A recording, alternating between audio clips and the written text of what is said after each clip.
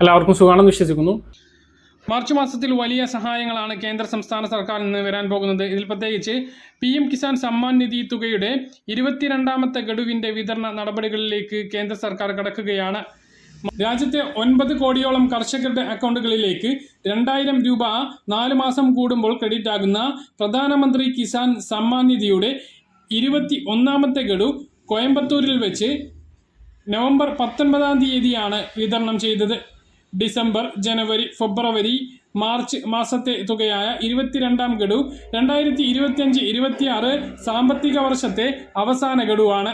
ഇതാണിപ്പോൾ വിതരണത്തിന് തയ്യാറെടുക്കുന്നത്.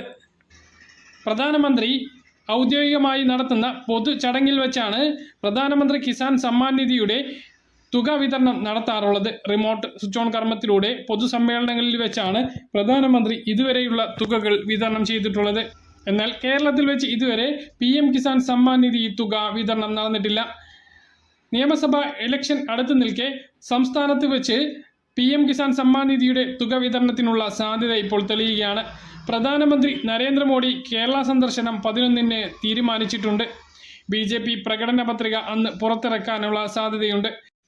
നേരത്തെ മാർച്ച് 6-ന് നടക്കുമെന്ന് അറിയിച്ചിരുന്ന സന്ദർശനം 11-ലേക്ക് മാറ്റിയെന്ന് BJP വൃത്തങ്ങളാണ് ഇപ്പോൾ അറിയിച്ചിട്ടുള്ളത്. അന്ന് വൈകുന്നേരം 5-ന് കലൂർ രാജ്യാന്തര സ്റ്റേഡിയത്തിന് മുന്നിൽ അദ്ദേഹം NDA പൊതുസമ്മേളനത്തെ അഭിസംബോധന ചെയ്യും. നിയമസഭാ തെരഞ്ഞെടുപ്പിനുള്ള BJPയുടെ പ്രകടന പത്രിക അന്ന് പുറത്തിറക്കും.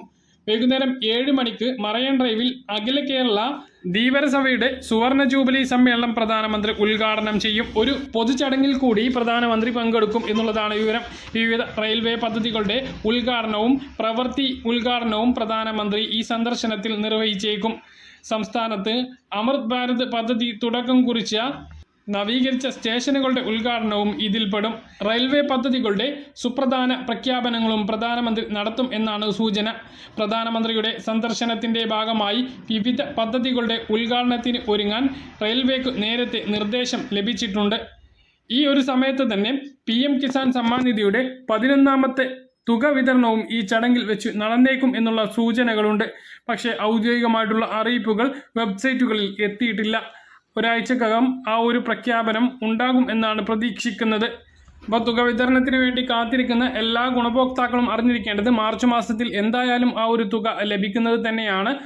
അപ്പോൾ ഈ ഒരു 11-ാം തീയതി വിതരണത്തിനുള്ള സാധ്യതയുണ്ട്. പ്രധാനമന്ത്രി ഓരോ മാസവും കൂടുതൽ പൊതുപരിപാടികൾ നടത്താറില്ല. 1-2 പരിപാടികൾ മാത്രമാണ് സാധാരണഗതിയിൽ നടത്താറുള്ളത്.